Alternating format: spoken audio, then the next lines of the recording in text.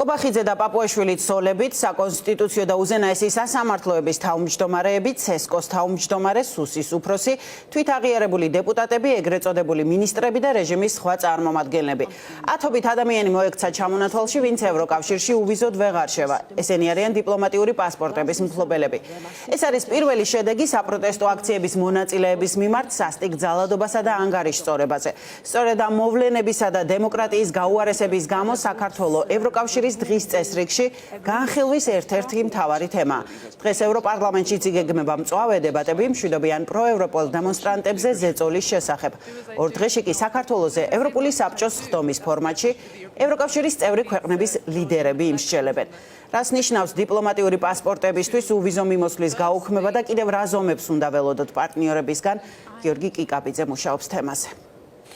ფორმულას რესპონდენტები აცხადებენ, რომ ეს პირველ რიგში არის დიდი რეპუტაციული ზიანი და ამას რასაკვირველია მოყვება კონკრეტული შედეგები. გარდა ამისა, სპეციალისტები განმარტავენ, რომ ის ადამიანები, რომელთაც შეზღუდვები შეეხება, შესაძლოა საერთოდ ვეღარ მოხვდნენ ევროკავშირის ტერიტორიაზე, ან ისინი გაივლიან მკაცრ კონტროლს. როგორც იცით, პერსონალურ სანქციებზე წევრი ქვეყნები ვერ შეთანხმდნენ, თუმცა ქვეყნები ინდივიდუალურად იღებენ გადაწყვეტილებებს კონკრეტულ ზომებთან დაკავშირებით, მათ შორის ვნახეთ ბალტიის ქვეყნების გადაწყვეტილება არ არის გამორიცხული. ამ ქვეყნების რაოდენობა გაფართოვდეს და მალე სადამსჯელო ღონისძიებები ევროკავშირის წამყვანმა ქვეყნებმაც გაატარონ. პასპორტები ვრცელდება არა მარტო ქართველ დიპლომატებზე, არამედ უმაღლესი თანამდებობის მქონე ადამიანებზე, იქნება ეს პარლამენტი თუ მთავრობა, თუ სხვადასხვა სამინისტროების მაღალჩინოსნები და სწორედ მათთვის არის ევროპისგან სიგნალი, რომ თქვენ არა ხართ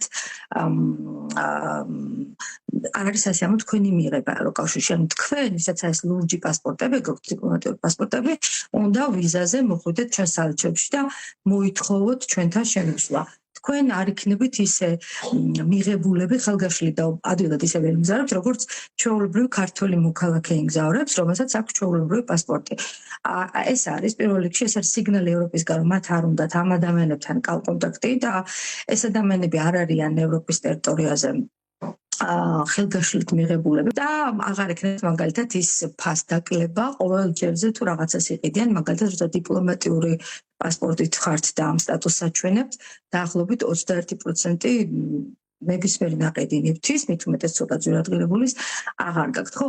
ანუ აი როცა ამ პასპორტებზე უარესკმა ხდება ევროპისგან და იძულებულები არიან ეს ადამიანები, რომ ჩვეულებრივი პასპორტით წავიდნენ, თუ ევროპაში უნდა წავიდნენ, ნიშნავს, რომ გარკვეულ პრივილეგიებზე უარს ათქმევინებენ და ამით, ასე ვთქვათ, ჩამოაქვეითებენ მათ პრესტიჟს ევროპაში. შეზღუდვის მფლობელი ხდება არა ნორმალური პასპორტის მფლობელი, არამედ საეჭვო ადამიანი, შესაბამისად ამ საეჭვო ადამიანებისადმი სასაზღვრო კონტროლზე ყურადღება იქნება გაცილებით უფრო გამკაცრებული და თუ ვიღაცას აქვს იმედი, რომ აი ჩვეულებრივი პასპორტით შემოვა, ჯერ ერთი პრობლემა შეიქმნება მაინც, იმიტომ რომ ეს ადამიანი თუ იყო მფლობელი დიპლომატიური პასპორტის ევროკავშირის ბაზებში, რა თქმა უნდა, ამის შესახებ ინფორმაცია არის შენახული და ძალიან კარგად ესწოდინებათ. ბალტიის ქვეყნებმა უკვე დააწესეს ეროვნული სანქციები კონკრეტულ ინდივიდებთან მიმართებით. სრულად არ არის გამორიცხული, რომ ძალიან მალე ჩვენ ვიხილავთ კიდევ უფრო მეტ ქვეყანას, რომელიც შეუერთდება ამ ეროვნულ სანქციებს და მიუხედავად იმისა, რომ შეიძლება ევროკავშირის დონეზე სასანქციო პოლიტიკა არ ამოქმედდეს უნგრეთისა და სლოვაკეთის გამო, გერმანია, საფრანგეთი, პოლონეთი, ევროკავშირის წამყვანი ქვეყნები მოსალოდნელია, რომ უახლოეს პერიოდში ამ დამატებით სანქციებს დააწესებენ.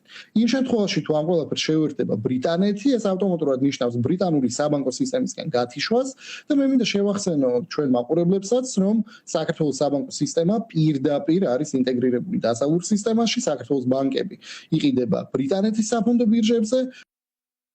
მიღებულ გადაწყვეტილებას სწორს და ადეკვატურს უწოდებენ ოპოზიციონერი პოლიტიკოსები, მათ მოლოდინი აქვთ, რომ სანქციები კიდევ უფრო დამძიმდება. კომენტარი ასევე გააკეთა თვითგამოცხადებულმა პრემიერ-მინისტრმა ირაკლი კობახიძე ამბობს, რომ მიღებული გადაწყვეტილება მათ დისკომფორტს საერთოდ არ შეუქმნის. საუბარია იმაზე, რომ სავიზო შეზღუდვა შეიძლება იქნას შემოღებული დიპლომატიურ პასპორტზე. ეს ნიშნავს ეს მას განიცნობს, რომ ვერ შეხვალ დიპლომატიური პასპორტი. ეს ნიშნავს იმას, რომ ვიდრე წახვალ ევროპულ ქვეყანაში უნდა შეიტანო განაცხადი ვიზაზე, შაგირდყავენ და წახვალ შესაბამის ევროპულ ქვეყანაში. ანუ ამაზეა საუბარი და არა იმაზე, რომ დიპლომატიური პასპორტით საერთოდ ვერ შეყოლა ევროპაში.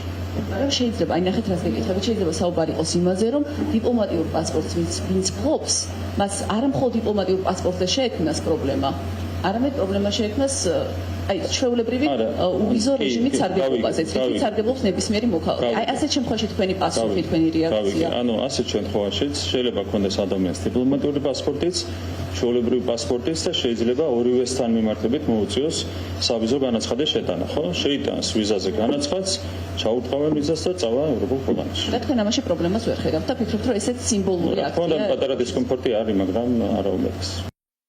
თუ აქამდე სავიზო ლიბერალიზაციას არავინ ეხებოდა და ეს რაღაცნაირად იყო ტაბუდადებული თემა, გუშინ ეს ტაბუ უკვე პირველად მოიხსნა. საუბარი არის იმაზეც, რომ მუშაობენ, ასე ვთქვათ, შემდგომ სანქციებზე და ეს შემდგომი სანქციები, როგორც ჩანს, მოიცავს არა მხოლოდ სავიზო შეზღუდვებს, არამედ მათ შორის ფინანსურ სანქციებს, ასევე სხვა ტიპის სანქციებს, რომელიც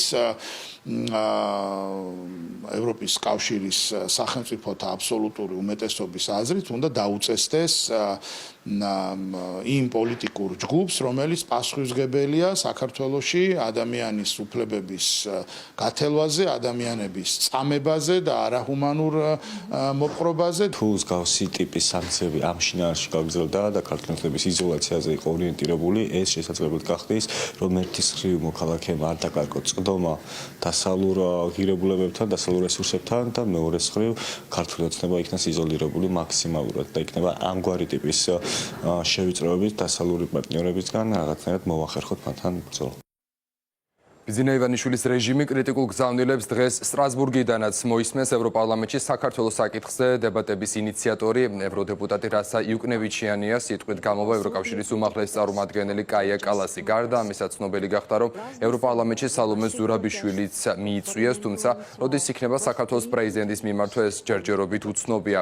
ევროპარლამენტის პრეზიდენტი რობერტა მეცოლა ევროპარლამენტის სახელით ქართულ ხალხს სოლიდარობას უცხადებს და ამბობს, რომ კატეგორიულად გმობენ რეპრესიებსა და ძალის გამოყენებას მშვიდობიანი მომიტინგეების წინააღმდეგ.